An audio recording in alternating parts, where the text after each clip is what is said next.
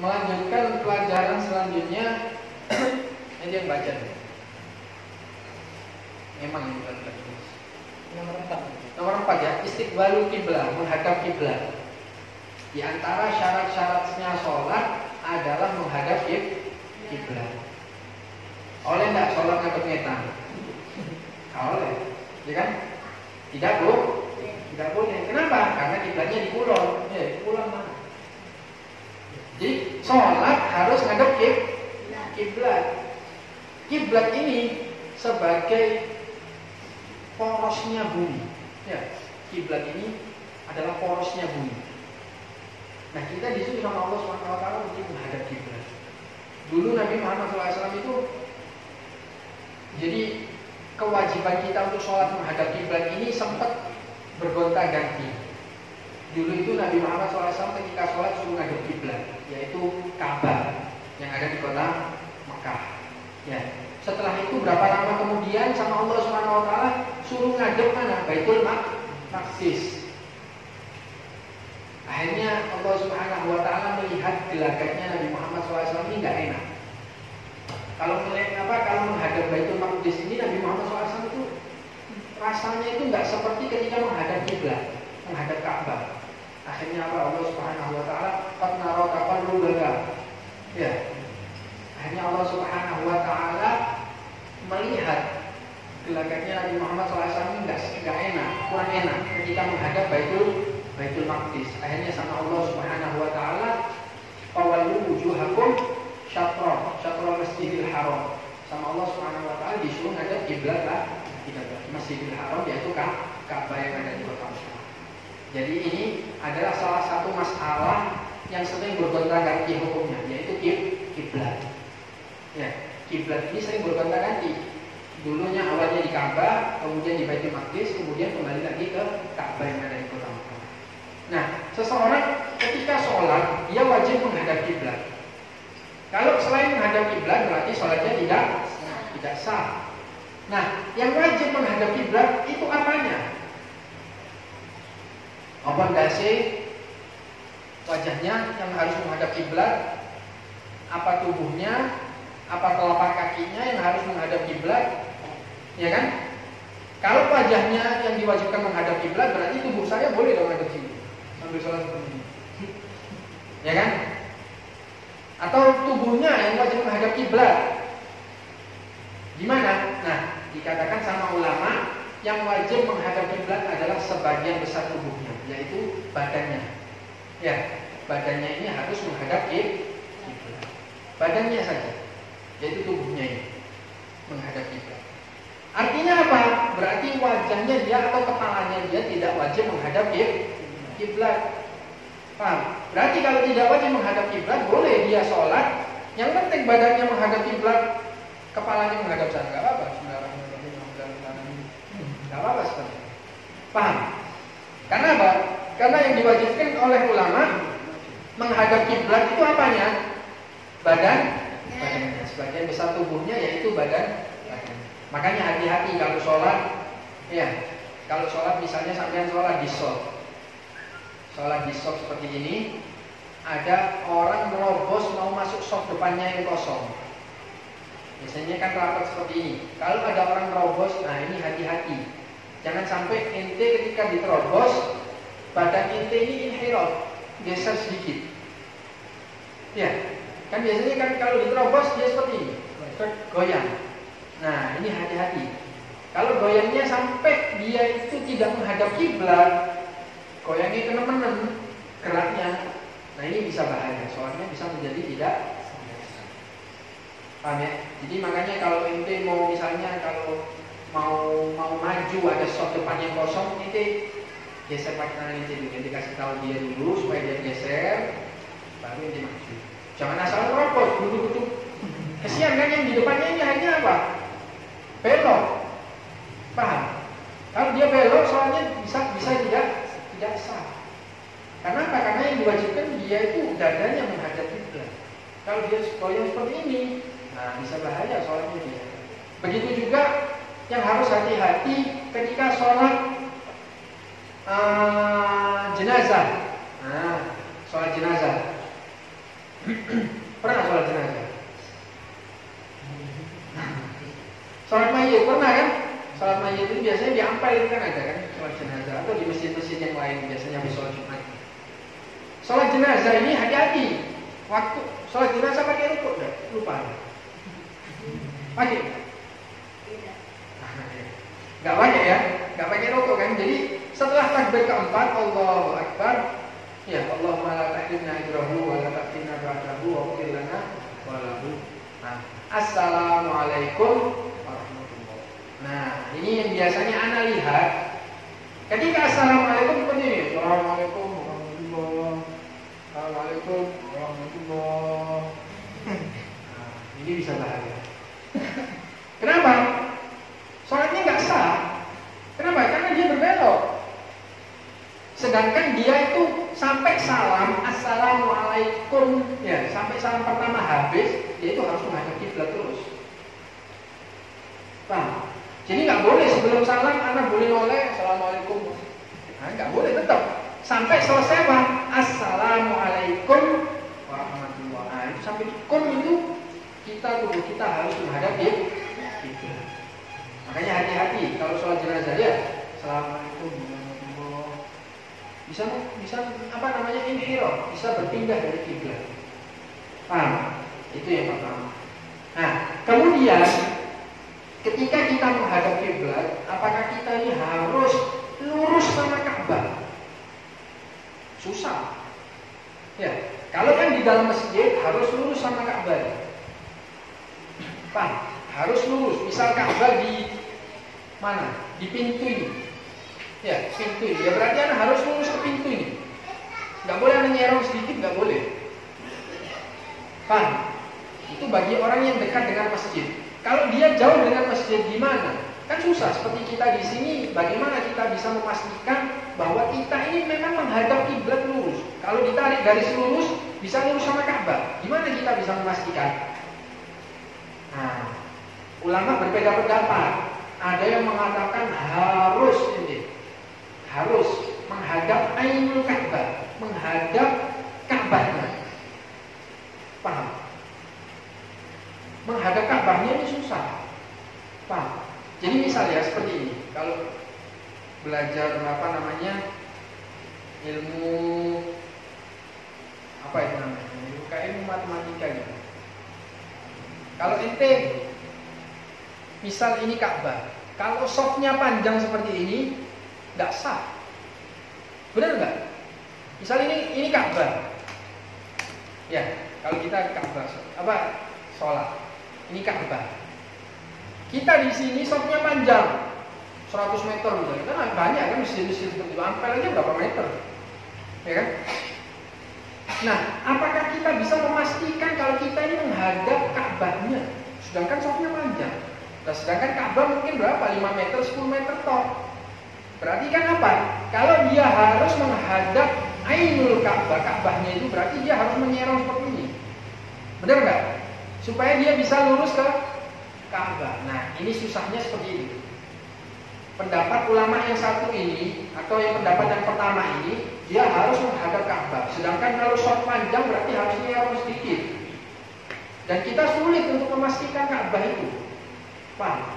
Nah, yang kita pakai sekarang ini atau yang kita amalkan di zaman sekarang ini, yaitu pendapat kedua, yaitu kita harus menghadap jihatul Ka'bah, arahnya kan Ka'bah. Mana arahnya Ka'bah? Kalau bagi kita yang di Indonesia di sini ya di barat, arahnya Ka'bah. Paham? Sesuatu dinamakan arah itu, nah, tak ajarin ini, masih ustaz-ustaz ini bisa ini kan. Nah, ini Ka'bah. Kalau yang dinamakan arah, ketika dia berdiri di sini, ya, ketika apa? Kesel ya. Ya, ini Ka'bah. Kalau kita dinamakan menghadap arah, berarti arah itu adalah kita ambil garis lurus mata dia 45 derajat ke kanan, 45 derajat ke kiri, itu namanya arah. Berarti 45 derajat ke kanan dia, 45 derajat ke kiri itu arah namanya.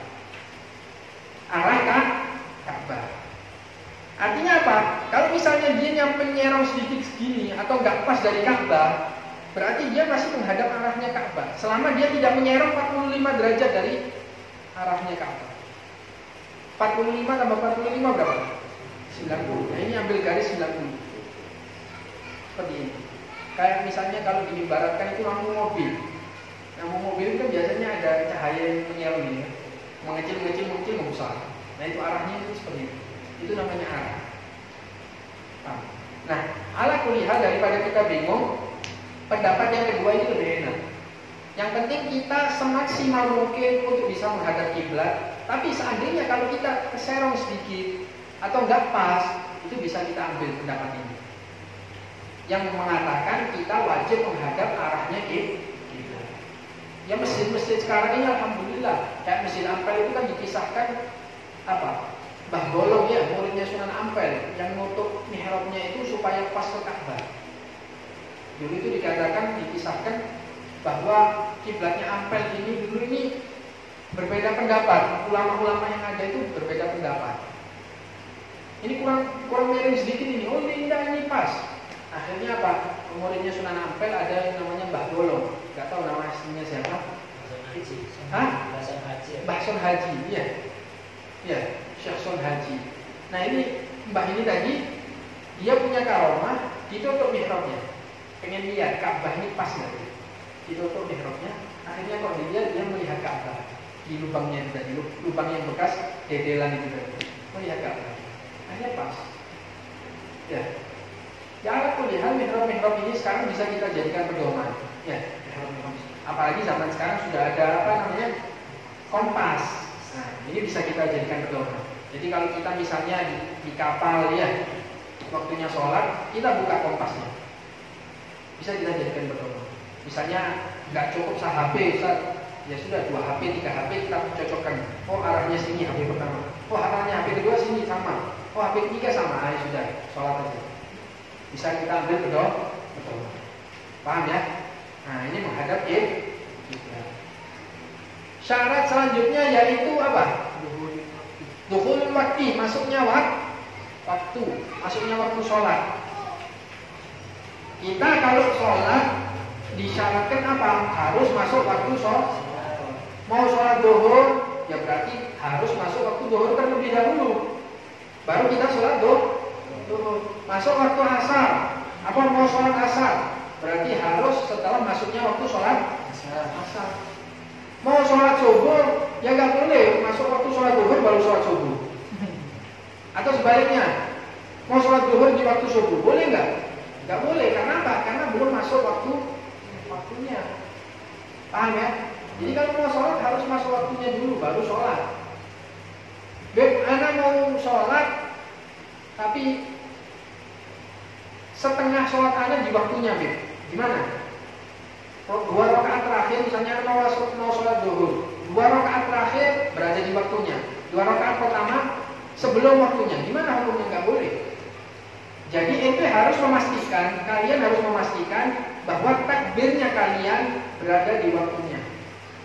Misalnya mau sholat zuhur, berarti takbirnya harus ada di waktu sholat zuhur.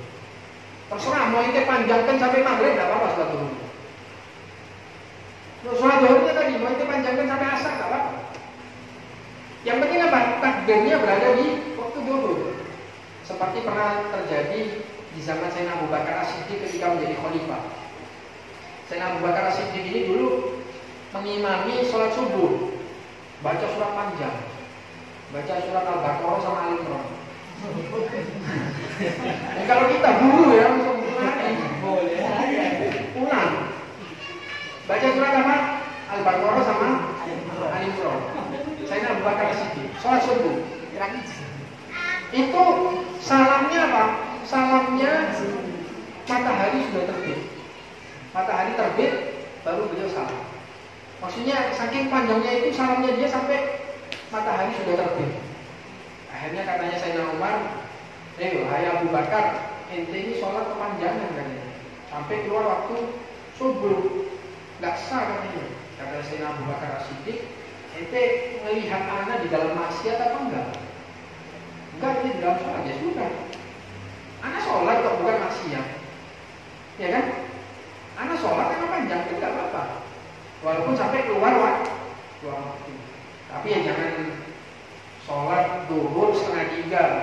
Mana sholat sampai keluar waktu.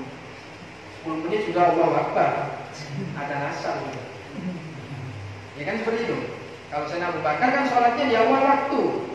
Ya, di awal waktu sholat baca surah Al-Baqarah, Al-Imran sampai apa? Sampai matahari terbit. Enggak apa-apa seperti itu ya. Yang penting sholat kita takbirnya berada di waktu Kemudian sekarang tak kasih pertanyaan. Ya, tak kasih pertanyaan. Kalau sholat misalnya, ya, sholat di penjara, ya, anak sholat di penjara, misalnya penjara bawah tanah, kelas kakap ini, penjara bawah tanah. Dia sholat gak ada matahari, gak bisa mengetahui waktu. Gimana dia hukumnya? Kan ada biasanya kan penjara-penjara bawah tanah itu kan gak bisa kelihatan matahari. Kalau ada jam enak, kalau ada jam, kan namanya penjara kan biasanya gak ada jam. Gimana dia sholatnya? Nah, sholatnya dia pakai ijtihad. Pakai apa? Artinya ijtihad ini mengira-ngira. Oh, kira-kira sudah masuk waktu.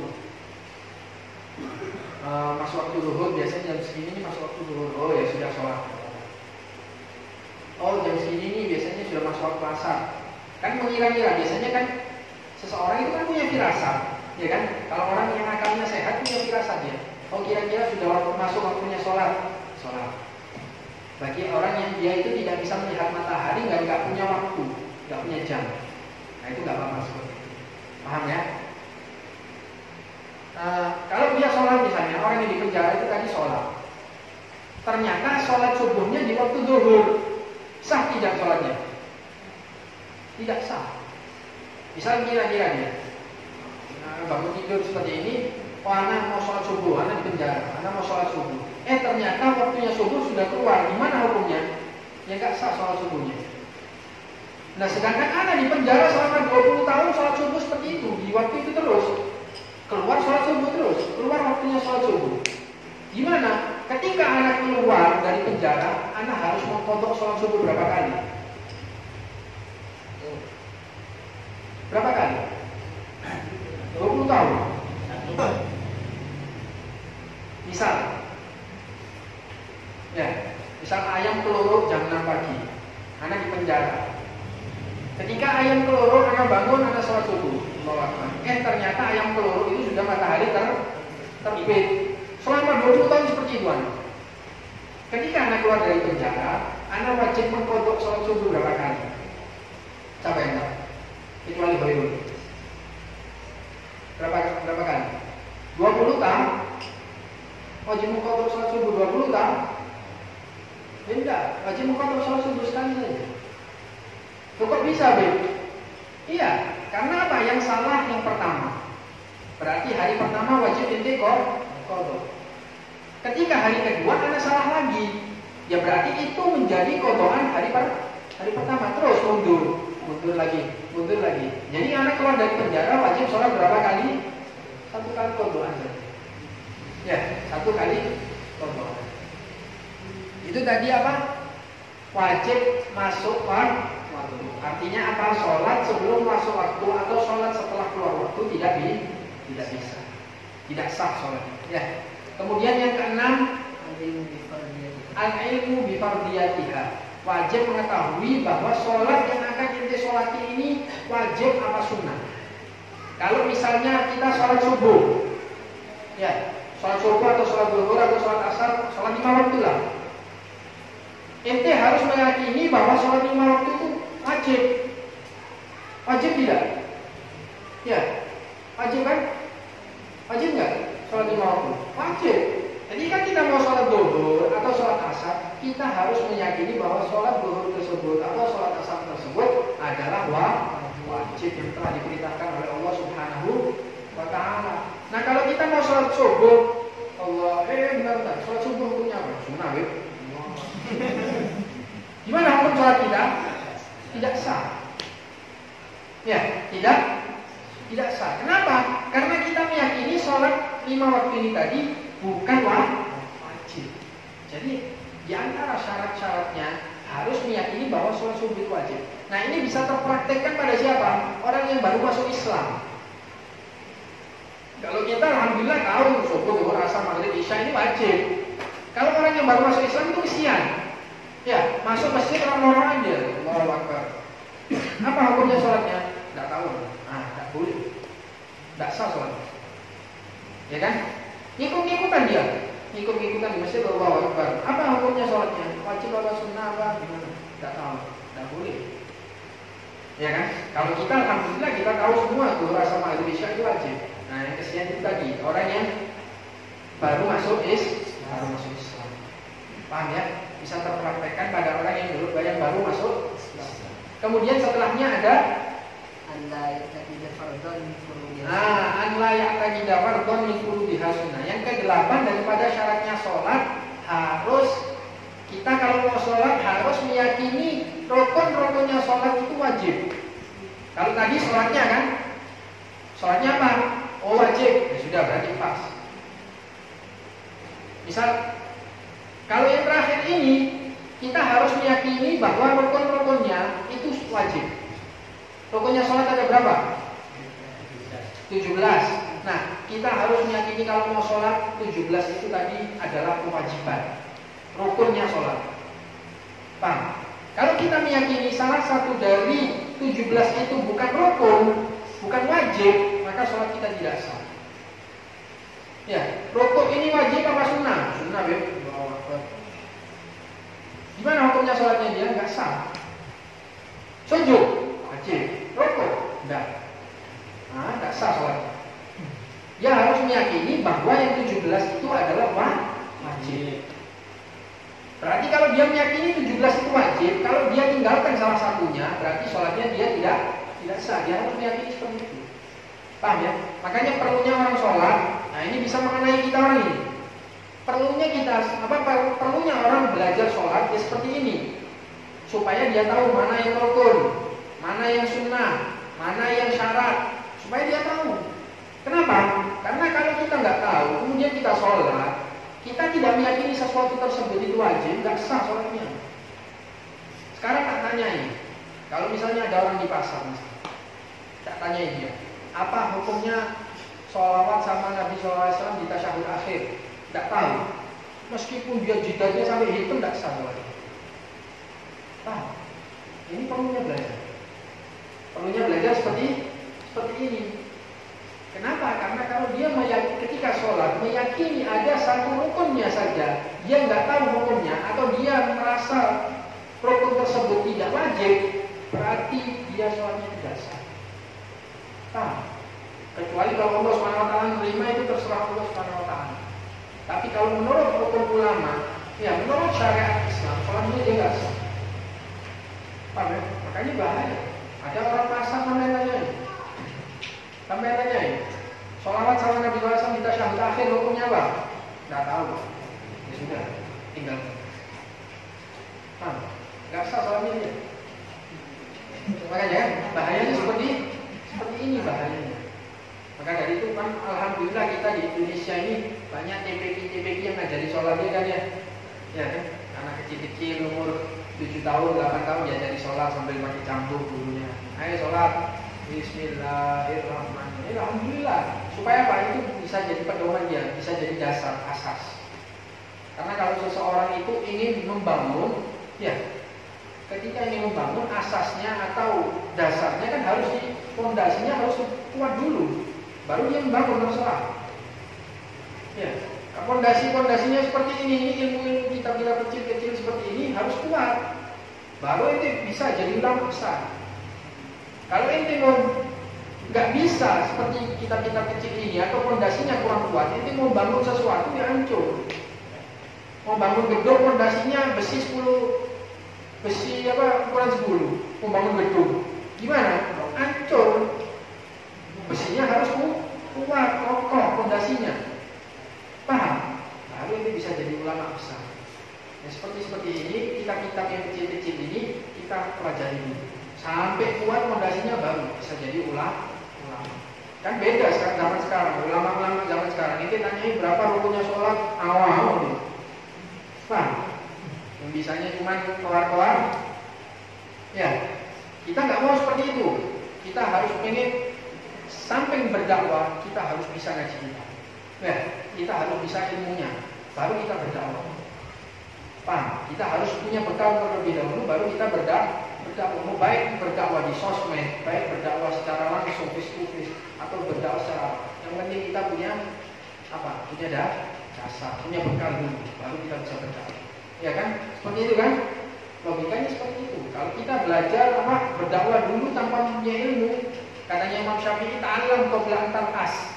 Belajar dulu sebelum kita jadi pemimpin. Karena kalau kita sudah jadi pemimpin, sudah nggak ada waktu untuk belajar.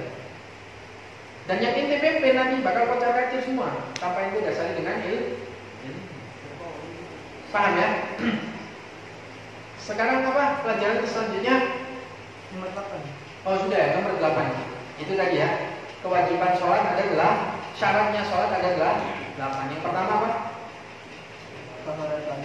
Pertama harus suci dari khobar, ya, atau suci dari hadas kecil, hadas besar. Yang kedua harus suci daripada najis, baik badan, pakaian dan tempat sholat. Yang ketiga apa? Satrul aurah, menutup aurat.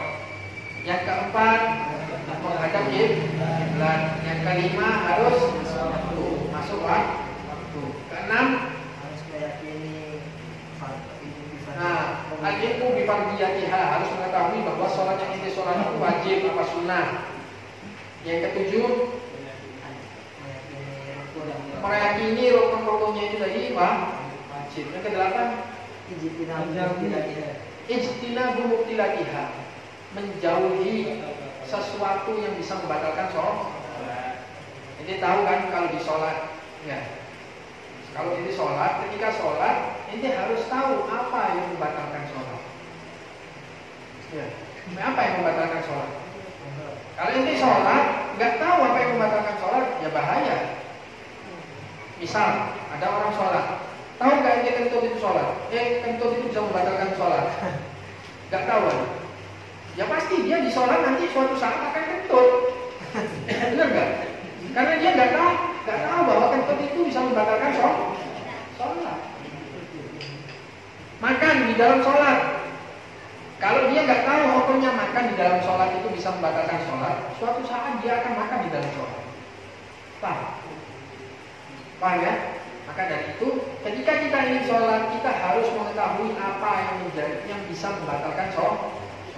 Di antaranya yang membatalkan sholat, makan, walaupun sedikit, sebiji wijen batal sholatnya. Minum, walaupun satu tetes, nggak bisa membatalkan sholat. Berbicara bisa membatalkan sholat. Keluar angin bisa membatalkan sholat. Banyak gerak melebihi 3 kali pergerakan secara beruntun bisa membatalkan sholat. Nah ini tadi hal-hal yang bisa membatalkan sholat, ini harus hilangkan.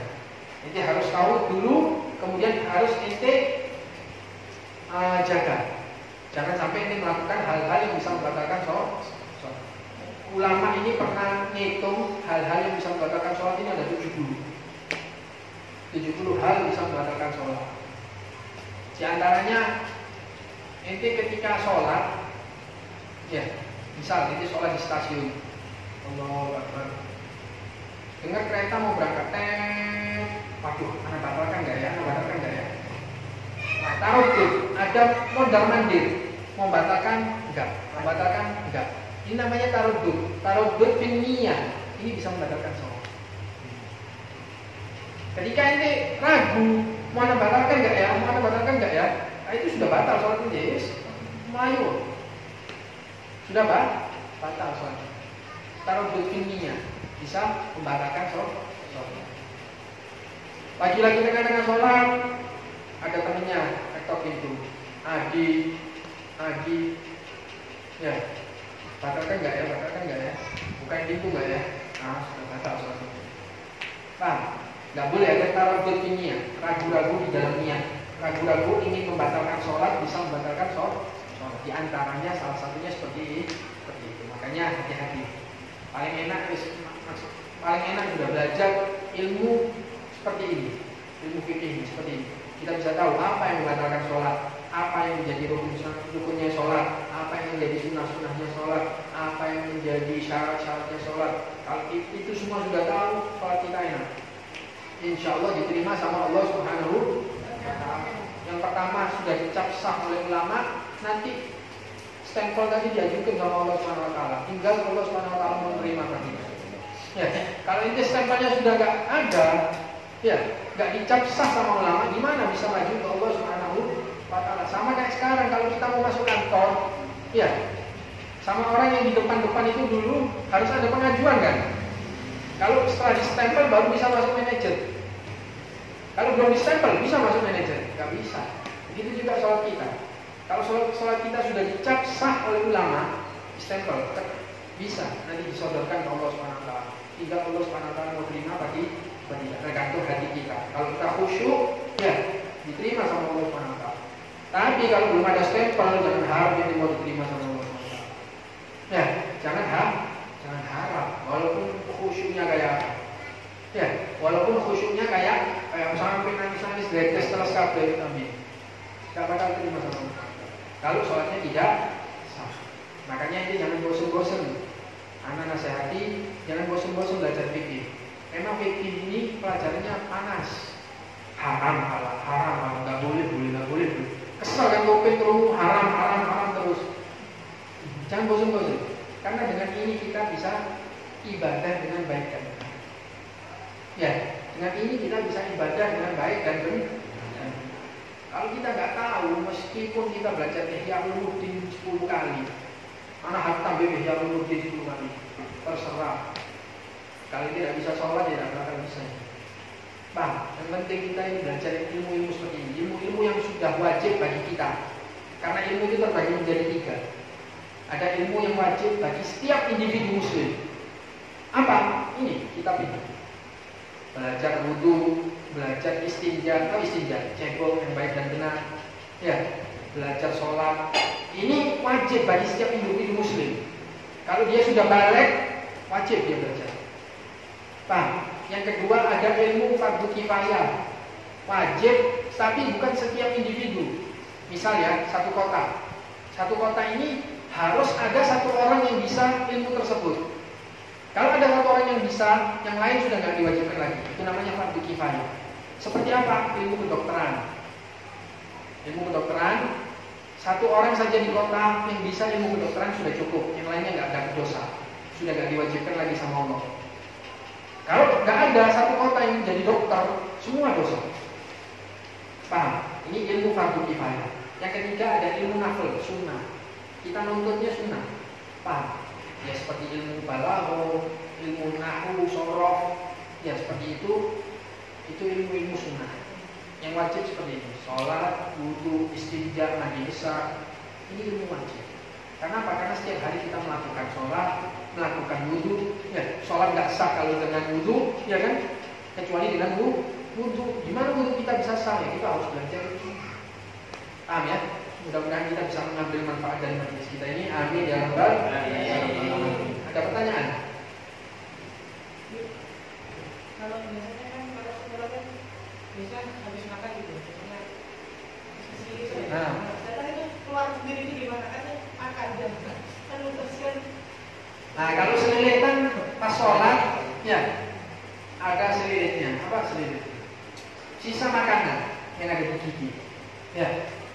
Jangan dilek, batal sholatnya. Dibuang, diambil, dibuang. Ya, karena kalau kita telan bisa membatalkan sholat kita. Kalau dibiarin bisa di sini. Ya, nggak apa-apa. Nggak apa-apa. Biarin. Kalau kita biar. Sebenarnya rasanya bau lagi, sepul lagi. Jadi kalau ada sisa makanan pas sholat, ngerasa ada sisa makanan, ya ente biarin atau keluarkan, jangan ditelan. Silakan. Kalau kita mau masuk masjid itu ketika baca Qurannya pas masuk terasnya atau masuk pintu masjid? Masuk masjidnya. Masuk pintu masjidnya. Sebetulnya ya tempat yang dia dikatakan masjid. Kalau seorang di masjid itu dikatakan masih masuk masjid, ya nggak apa-apa kita niat i'tikaf di masjid atau baca doanya di masjid. Apa di teras itu serambinya itu. Paham?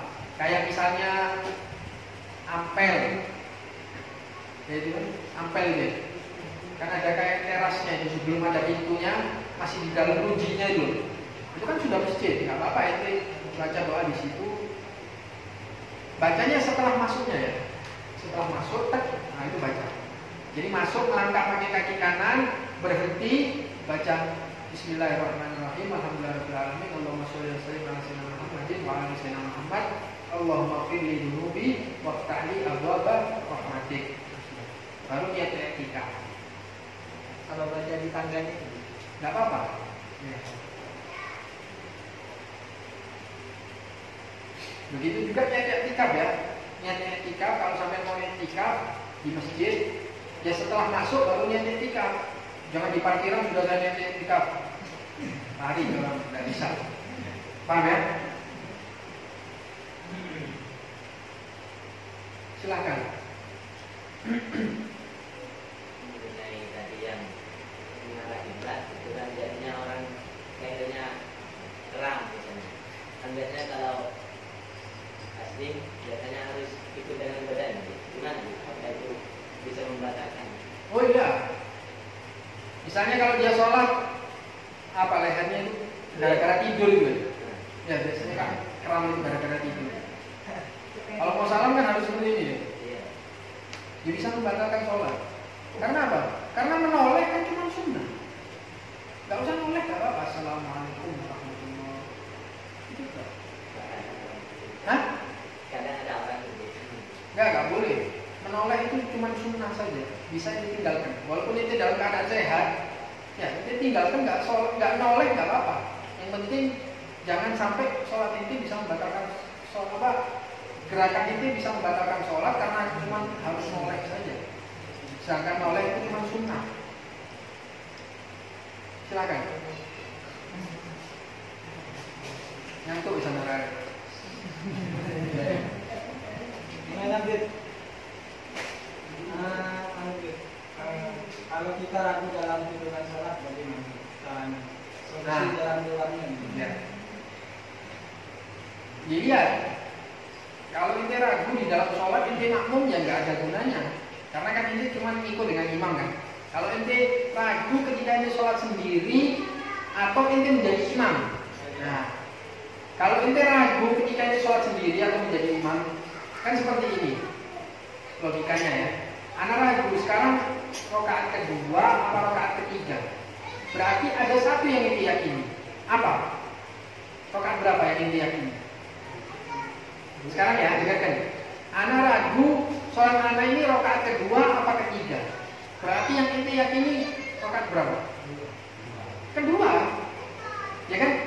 Berarti anak sudah melakukan 2 rakaat. Cuma anak ragu yang ketiga ini sudah anak lakukan apa di tiga. Nah ini menurut ulama ente harus mengambil yang ente yakini, yang paling kecil. Ya, yang paling kecil yaitu rakaat kedua. Ini harus yakini. Berarti ini kalau mau sholat zuhur nambah lagi 2 rakaat, atau sholat maghrib berarti nambah satu rakaat. Ya. Fabni alal yakini, kalau dalam zubatnya ini fabni alal yakini wa ibil baqi. Apa? Dalam waktu ada dalam zubatnya.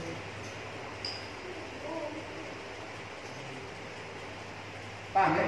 Jadi ngambil yang inti yakini, yaitu yang paling kecil. 2 atau 3 berarti yang paling kecil. 2, 3 atau 4 mana yang kecil? 3 berarti itu harus nambah 1 rakaat. Nah, ya ini kalau itu jadi imam, nggak boleh ini melihat makmum. Paham ya? Jadi sekarang sujud terakhir, sujud yang kedua, mau berdiri ragu nih. Ini rakaat ketiga atau keempat ya? Kalau rakaat ketiga kan harus berdiri. Rakaat keempat berarti harus akhir ini. Itu lihat makmum. Kalau mereka berdiri yang tetap berdiri. Yang namanya imam berapa? Imam ente apa makmumnya yang jadi imam? Tidak boleh seperti itu. Ente harus menurut keyakinan ente. Ente imam berarti ente harus mengikuti keyakinan ente. 3 atau 4 berarti ente harus milih di 3. Berarti ente yang berdiri.